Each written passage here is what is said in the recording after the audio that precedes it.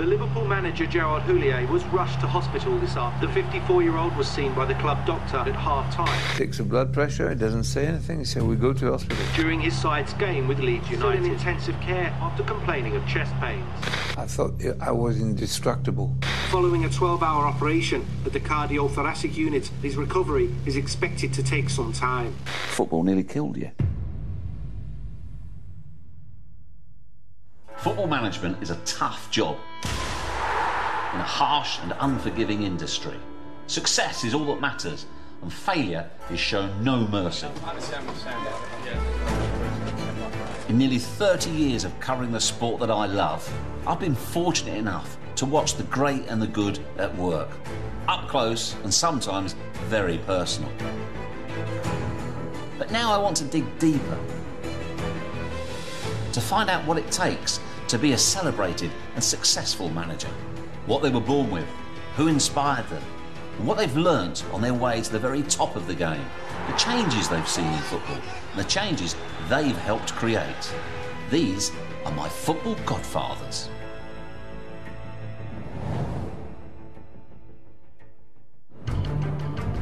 I've come to Paris to meet Gerard Houllier. Mon ami. My friend. How are you? A footballing godfather with an extraordinary story. I don't kiss many managers, only the French. A man who rose from humble schoolteacher to the very top of football management. Not many French coaches had won a European trophy. And went from the depths of football despair. It's a really bad memory. To the heights of the game's glory. Amy gave me his medal. A manager whose methods revolutionised Liverpool Football Club. He said, you put the club into the 21st century. A man whose affable manner belies a ruthless streak. Ooh, we know we have a boss. Do you regret saying that now? Yeah, of course. Joe, it's good to see you, as it always is. Thank you. You've had the most extraordinary life in football. Are you looking forward to looking back at it and reflecting? No, I'm not looking forward to looking at the back. I stay on the ball because I think if you stay on the ball, you keep breathing and you keep living.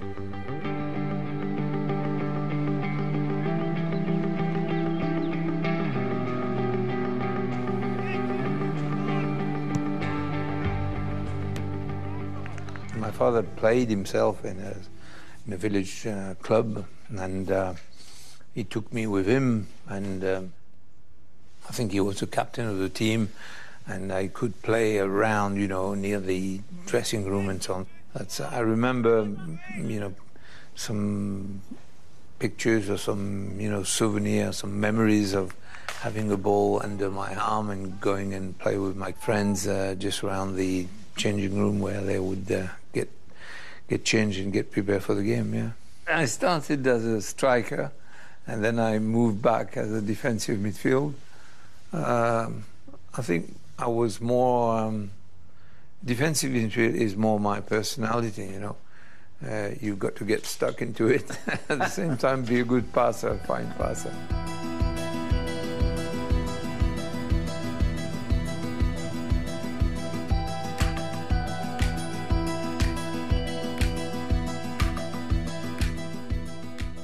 You were in Liverpool as part of your studies. Yeah. But you chose to do a dissertation on being brought up in a deprived area. Yeah. What made you choose that subject, and what made you choose that city? My lecturers at university, they were very surprised because I picked up Liverpool.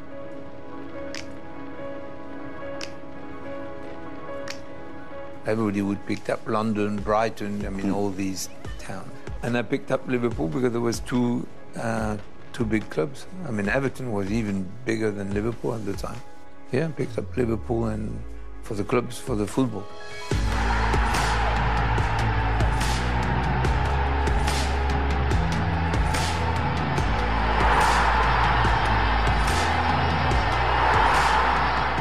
I'm going to jog your memory now. Yeah. I brought a little gift for you.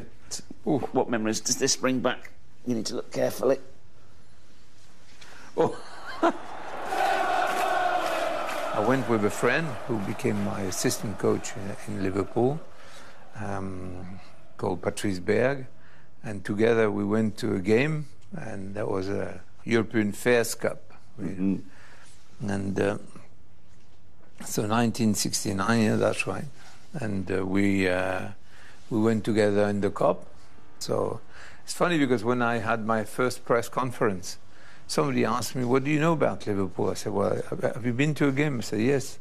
And they were surprised. I said, I went to a European game where Liverpool won 10-0 because they won 10-0. Yes, I remember. And I gave the name of the scorers, and they were surprised.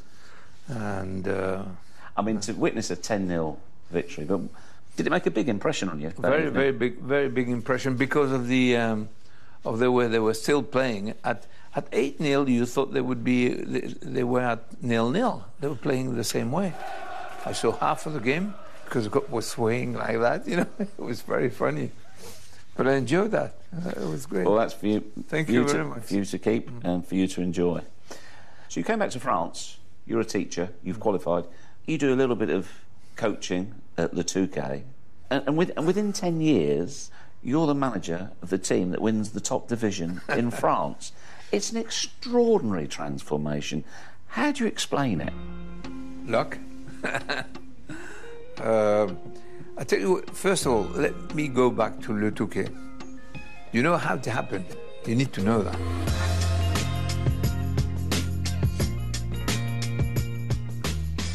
I was playing in the team, like everybody, and the manager had been sacked because we were in the drop zone. And the board appointed the captain. The captain had to do the training and also be the captain. The captain was absolutely scared and panicked. He came to me and he said, Gerard, I know that you do with the kids in Arras, where you live. Can you help me? I said, yes, okay, I'll help you. So the team went back from the drop zone to the 5th place. And at the end of the season, he went to see the board and he said, Gerard does everything, so put him player coach. So I was appointed player coach, and we finished first, and we got promoted. So that's how I became a coach, and still playing for the first team. So it was a lot of things. And you're still teaching in the daytime? And still teaching. I got a phone call from the chairman. He said, there's a lot of vultures around the club. The only person I trust is you. We talk, and then I took the team. And the team was, at the time, the equivalent of the first division in England. Then we went back into the championship the following year. Ayant hissé leur entraîneur Gérard Houllier sur leurs épaules. Les deux, c'est toujours un handicap lorsque la compétition se joue sur match aller-retour. And then I had 3 or 4 years there, and good results in the cup and so on. That's how, Lens, the club, the first division, the Premier League club of Lens, came and took me here.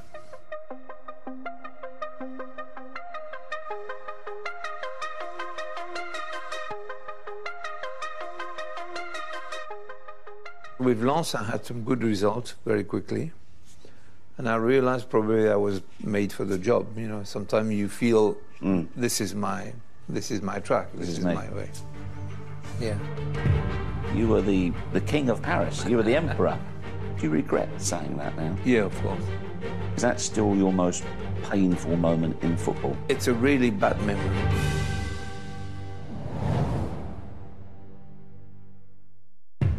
The one I didn't know, he just passed away, didn't he, Tommy? I'm in France with football godfather Gérard Houllier, a French football revolutionary. Be yourself, be brave. If you don't give everything, you don't succeed.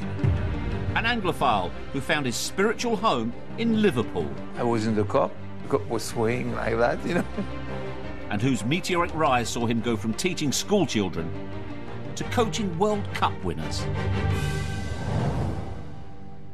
When you're a manager, it requires so many facets. What is the single most important quality you have to be a successful manager? You need to have a kind of belief in yourself and in what you do, which is beyond some rational way of thinking, You need to have some kind of intense belief in yourself that what you're going to do is going to be successful. I mean, we all have our doubts. We all have, moments when we question on the work and so on. But I would say to have an intense belief of, I'm going to make it. It was this self-belief and conviction which in 1985 saw Houllier plucked from relative obscurity at Lens to be appointed manager of one of the biggest clubs in France, Paris Saint-Germain. Success came instantly. In his first season, he guided them to the Ligue 1 title. It is a truly remarkable journey and transformation from being a teacher to, within just over a decade, you win the top division title with Paris Saint-Germain. And no title had been won here for 50 years. So it was special celebration. You were the king of Paris. You were the emperor. So what made you decide to step away from that to go and work with the French Federation? I was coming from a teaching background. I think technical director to me is one who has a vision, have a plan, the coaching of coaches in the youth national team and the grassroots. And that was me, something which is like a teacher, The French Football Federation were impressed by Houlier's visionary thinking, appointing him technical director in 1988. Initially, he worked alongside head coach Michel Platini, but took over the role himself fully 4 years later. His first major task was to ensure qualification for the World Cup finals to be held in the USA. Going into their last game against Bulgaria, they needed just a point to qualify. They were virtually there, with the scores level and just seconds left. They had possession. Now they just had to see the game out. qui va récupérer ce ballon. 10 secondes de la fin du temps réglementaire. Benef loin devant. Attention. Attention Kostadinov. Oh, 10 secondes. C'est la fin. On est éliminé. France were out. Is that still your most painful moment in football? It's a really bad memory. Hopefully it's not for many, many years to come, but in your obituary that game will be mentioned. As of course, as you will know, your famous quote on the night about David Ginola. He drove an exocet through the heart of French football. Do you regret saying that now? Yeah, of course.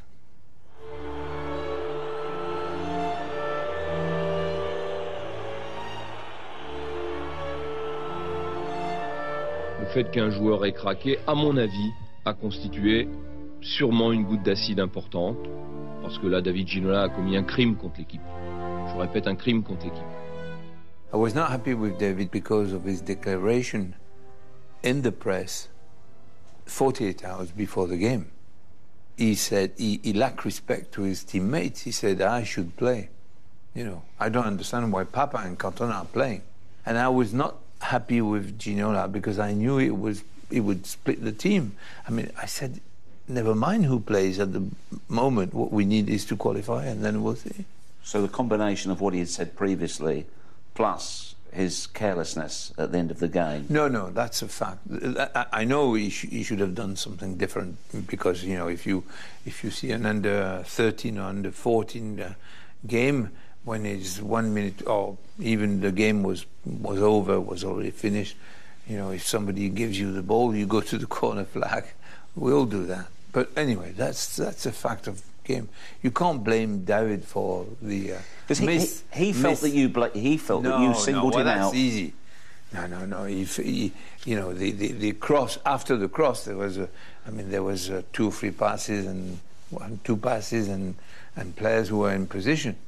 I mean, the defenders could be blamed. Everybody could be blamed. Bulgaria is something I want to forget because it makes me think. At one stage, when I was looking at my family and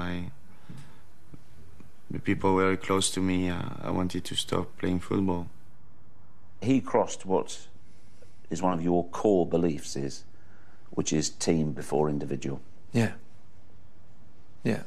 Think team first. But I personally think that he felt he was immune because he was doing well. But Aimé Jacquet had to experience the same thing. You know, he took him back in the team and so on. But one day he realised, you know. But this has rumbled on for nearly a quarter of a century. He tried to take you to court, etc. Do you wish you could... He lost, by the way. He lost. Yeah. Do you wish you could shake hands and make it up? Yes, I try, but you know, it's finished now. I mean, I've got to pass. You know. It's gone. Yeah, it's gone. I mean, I know he had a heart attack, or he nearly. So I would have loved. I mean, I asked about him, you know, to a friend of mine, who's a mutual friend. But I mean, really, this is the past. I mean, when he had his heart attack, for obvious reasons, were you tempted to reach out to send a message? I did through a friend. Response? No. Following the disastrous Bulgaria defeat, Houllier was replaced as head coach by his assistant, Aimé Jacquet. Houllier stayed on as technical director of the France Football Federation. The next day, they said, come on, you stay technical director, do your job, we trust you, we believe in you. I was helped because I failed. Sometimes a defeat or sometimes, a failure is, instead of being a crisis, can be a good opportunity. We had started the plan in 1988 when I became the technical director. They trust me to lead the reform and to work with Aimé Jacquet, of course. We had to change things in the coaching, in the training, in the ideas on the field, and that's why it gave rise to the generation of Djorkaeff, you know, Dugarry, Zidane. Had I won that game, I don't think I would have been able to implement the scheme and the plan that we had. Whereas it was, in a case of urgency, you can feel how people react. And I think the people of the FA, they were very good. They reacted very well.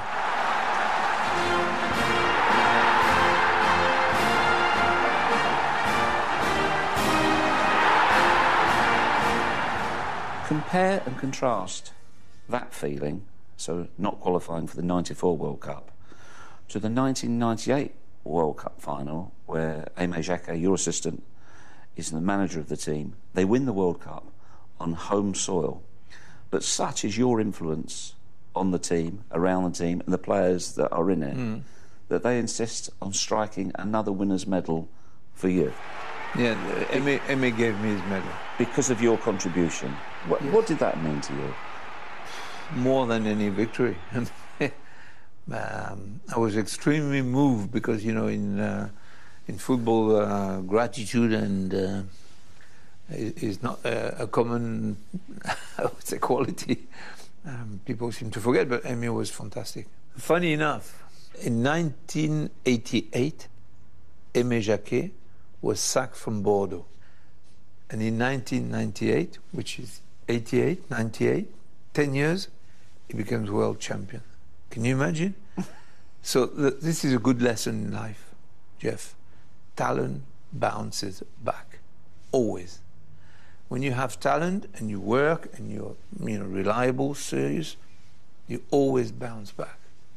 So I think it's a good lesson in life. And it epitomizes what I think, that talent bounce back. True talent is a bounce back. Jimmy Carragher mentioned that, you know, that day, we know we have a boss. It moved me to tears, yes. Until that date, I thought I was indestructible.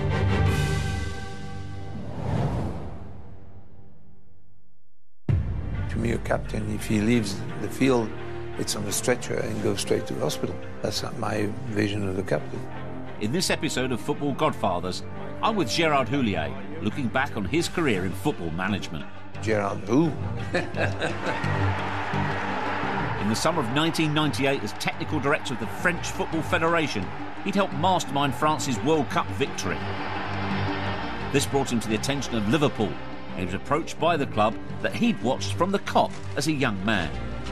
He became joint manager with Roy Evans, and the first foreign manager in the club's 106-year history.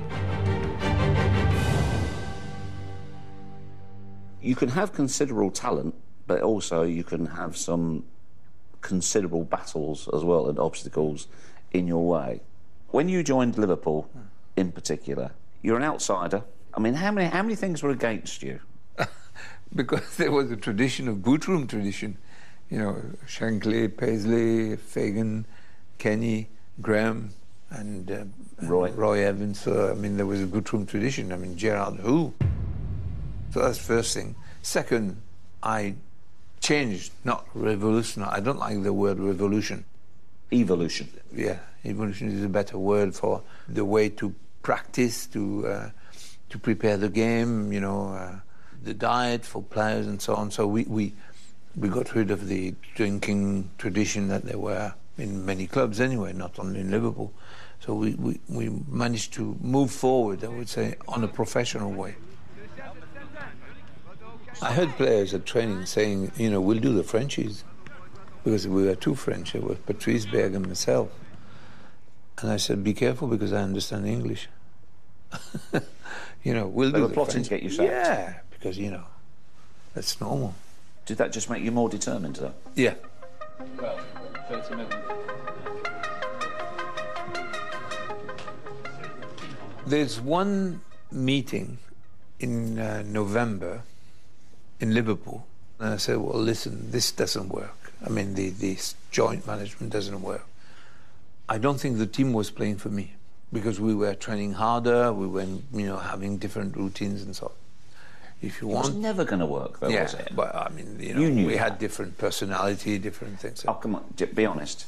Do you honestly think you could be joint managers anywhere in the world? It hardly ever happens. There has to be one boss, doesn't there? Yeah, and it happened. There's one. It must be one boss. Yeah, it's easy it's because the players, you know, they go the easy route. Huh? Yeah. Today is a sad day for Liverpool Football Club. We have agreed by mutual consent that Roy Evans had to leave the club. And they decided Roy had to leave, unfortunately. But I thought, you know, Roy could be, you know, we could work together.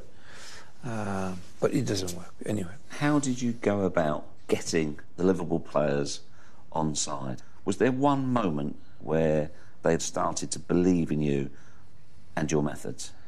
At some stage there was a game where Carragher mentioned that I had a talk with a player, and particularly with my captain at the time.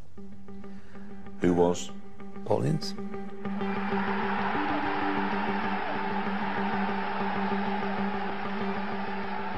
So I don't want to be controversial, because he did some good things, you know, but he left the team where we were winning 1-0 in Manchester in the cup.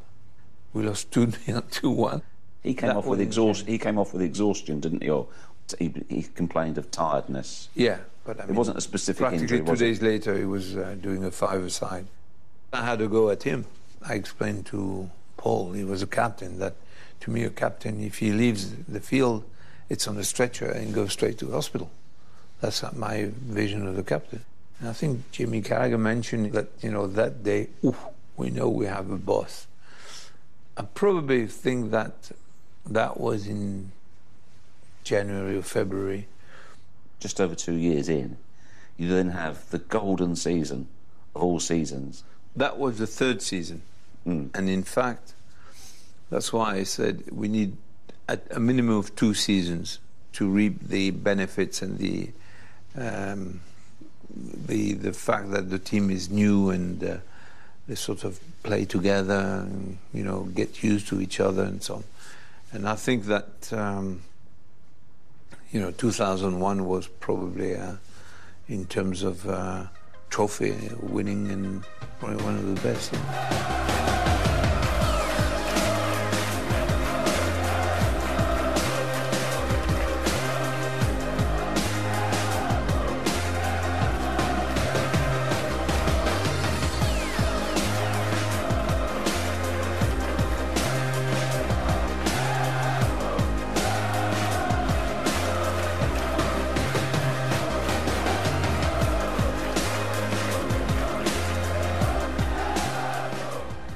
was it like for you as a manager? Because we know for players the joy of scoring a goal or the great moments on the...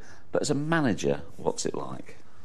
Well, you take pride in what your player achieve, because it's the players who again win the games and win the trophy. But you, first of all, I mean, Liverpool had not won a trophy for a long time. That brought a huge relief to the squad. You know, we made one at least. Mm. What's your standout memory of that period? Is it a particular game or a particular moment in one of the finals? As a Frenchman, of course, the UEFA Cup final, because there was the free cups were there at the, after the final match of the season. We had a celebration. The cups were there, and people wanted photo with the cups and so on. And I said to Michael Owen, I said, which one do you prefer? And he said, this one. And he showed the FA Cup. He said, because when you're a young kid and you're a young player, your dream is to go to Wembley or to play in an FA Cup final. And so he said, that's the one I prefer. And he said, but you, boss, you prefer that one. And he showed the UEFA Cup. And it's true, because not many French coaches had won a European trophy. October the 13th, 2001. In the last hour, Gerard Houllier was transferred by ambulance from the Royal Liverpool Hospital to a nearby cardiothoracic centre to undergo further tests. Half-time against Leeds, you're feeling unwell. You end up being rushed to hospital, and then there's a 10-hour emergency operation to save your life. Yeah, well... What are your reflections on the whole thing? I was not feeling... I thought I had the flu. I thought it was just something minor. So I asked the doc, give me some C vitamin and then we'll go and see the second half. So I did the half-time team talk, and then when the players left, I went to see the doc in his treatment room. Doc, do an injection of vitamin C. And he said, no, we'll, I'll take your blood pressure first. He takes the blood pressure, he doesn't say anything. He said, we go to the hospital. I said, come on, doc. So I remember I just left the table and went to the changing room. He said, no, it could be serious. We don't know. I mean, maybe it's nothing. But you have to... So I said, well, warn my wife and my son, and they'll come down. But he said, so we go to hospital. When did you realise you were in serious trouble? When somebody on the hospital said, do you want to speak to somebody in particular before the operation? So I said, yes, maybe my mother and my brother, and my wife was there, of course. Gerard Houlier's wife Isabel has been at her husband's bedside all day in intensive care. But the doctor said to you, this operation, they are not 100% successful. They told my wife and told me. But I said, don't worry, I'm all right. I've taken risk of my life, it'll be okay. But not risks like that. Seriously though, Gerard, I can't imagine what it's like to sit there speaking to your wife. You're about to go into have an operation, and there's a possibility it might be the last conversation you have with anybody. Yeah. Did it dawn on you at the time? No. No, because I was convinced that it'd be all right.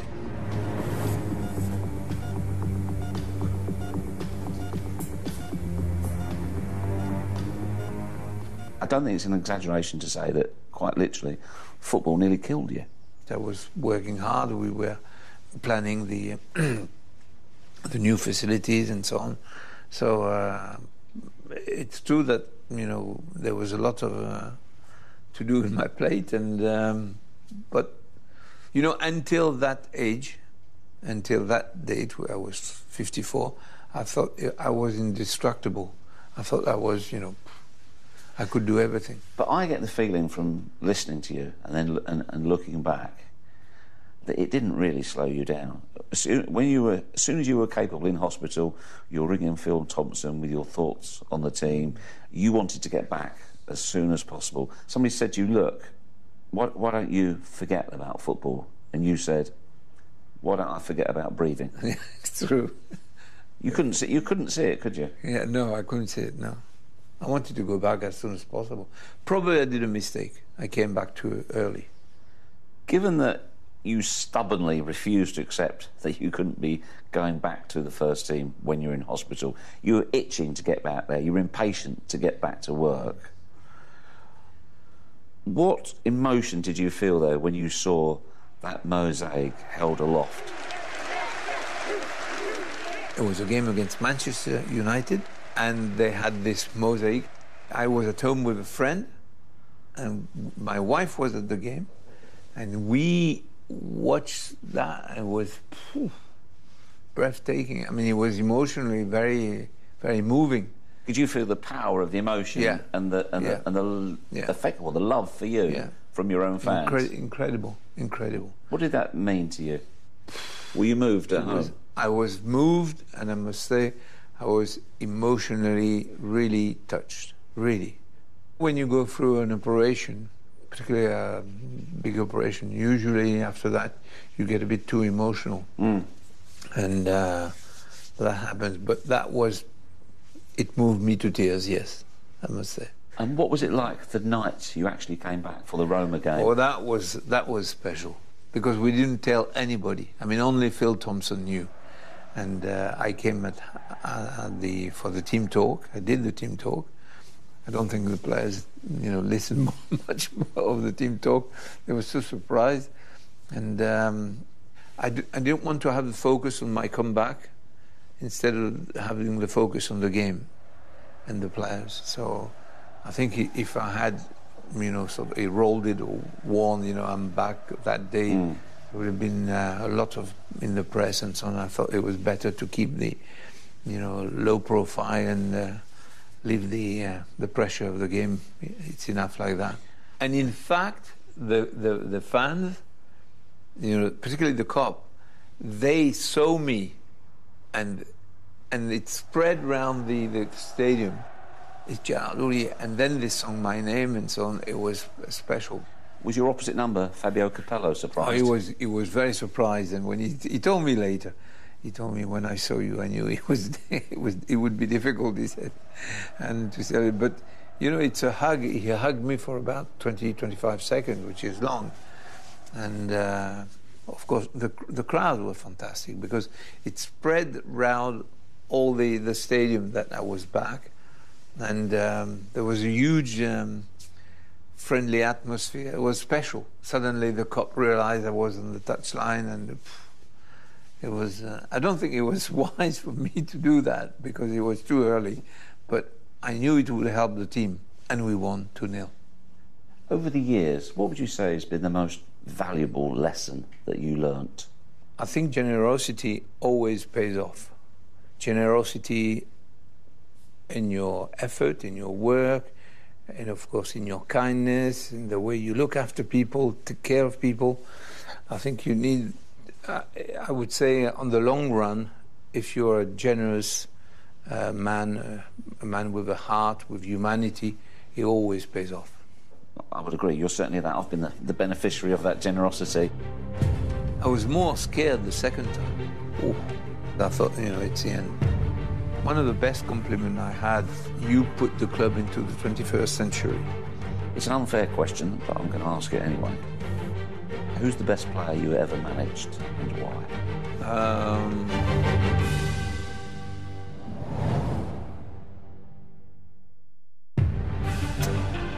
I've been in Paris with footballing godfather Gerard Houllier. Leadership is a transfer of emotion. If you're sad, they are sad. A man who in the space of 15 years went from English teacher to a treble winner at Liverpool. Big lump in the throat. Yeah, big lump in the throat. Very emotional. After leaving Liverpool in 2004, he won 2 more titles in his native France with Lyon, before returning to England in 2010 for what would be his last managerial job with Aston Villa. You had a very, very eventful 6 years with Liverpool. You come back to France, and then you go back to Aston Villa as well. It's as though the health scare hadn't really impacted on you at all. No. Well, now it has. If I had not been through that, illness, if I had not had that, I would be probably in England still with one club, in a job somewhere. I was more scared the second time when it happened in Aston Villa. Oh, yeah, because that was extremely painful, and I was more scared, really, because I thought, it's the end.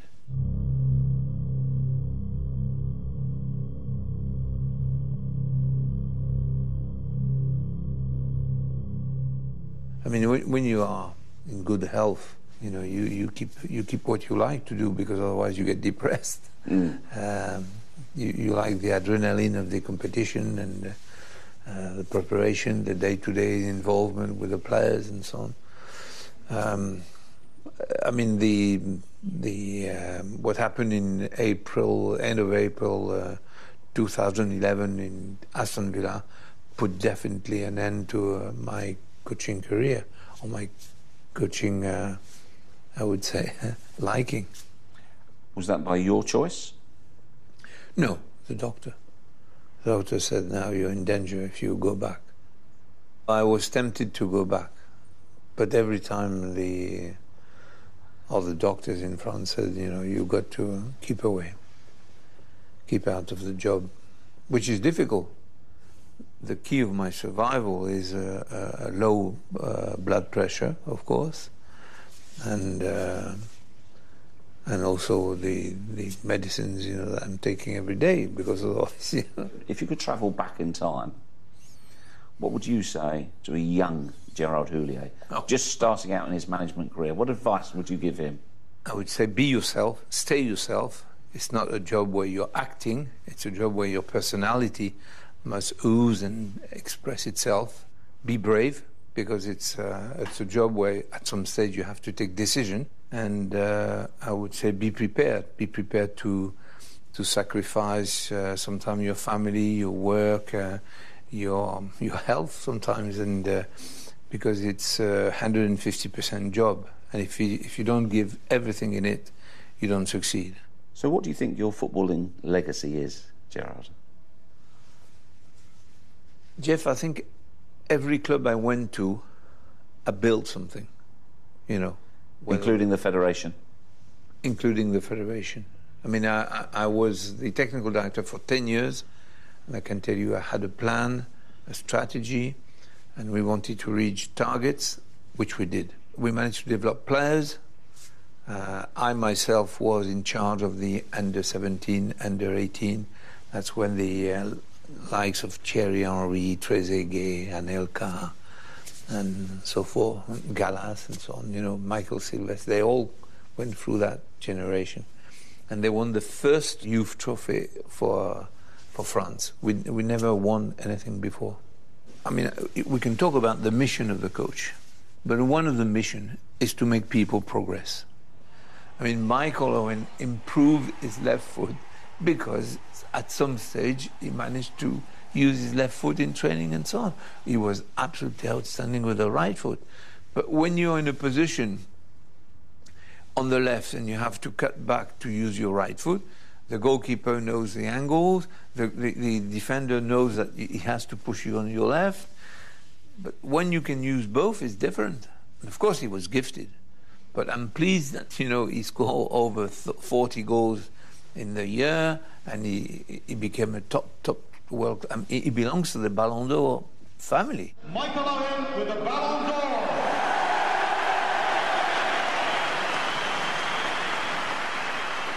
I mean, that to me is a fantastic award. I don't think he realized at the time how important it was. It's an unfair question, but I'm going to ask it anyway. Who's the best player you ever managed, and why?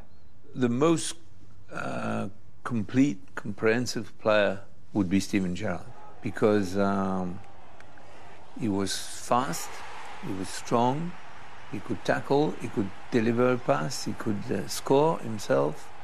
His attributes were practically comprehensive, he got everything. So I would say all around is the best player. Yeah. In football, what would you say is your proudest achievement? When I look back, I'm proud of the way we managed to turn things around in Liverpool. Because in Liverpool, the change was from there to there. You know, we really changed things around. I mean, the competition really is getting harsher and harsher, and we had to catch up. And to catch up, we had to do things collectively. And even when you do that, you're not sure to win. We won as a team. I felt really I contributed to the success of that. One of the best compliments I had when I left is the chairman said that you put the club into the 21st century. And I think that was a good compliment. I mean, one of the players told me in the changing room in Istanbul, if we won today, it's because you gave us belief in the UEFA Cup, because we won it, and, you know, probably it helped us to believe in ourselves. If you could do it all again, would you, and would you change anything? I would look after myself a bit more. If you have also one advice to give to people, look after yourself, because it drains you a lot of energy, that job, so you need to have some time where you relax, keep cool, and put things into perspective. Maybe every club I went, I had maybe a lot to do and a lot to look after, but really, because leadership is a transfer of emotion. If you're tired, they're tired. If you're sad, they're sad. If you lack enthusiasm, they will lack enthusiasm. If you're upbeat, they'll be upbeat. And sometimes it's good to have the energy, the positive energy. It's good to sometimes have a break. So I would say probably I would look more after myself. Gerard, it's been absolutely wonderful looking back at your history. I hope you've enjoyed it as much as we have, and hopefully you've still got many more chapters to write. Yeah, you brought back a lot of memories to me. Lovely to see you.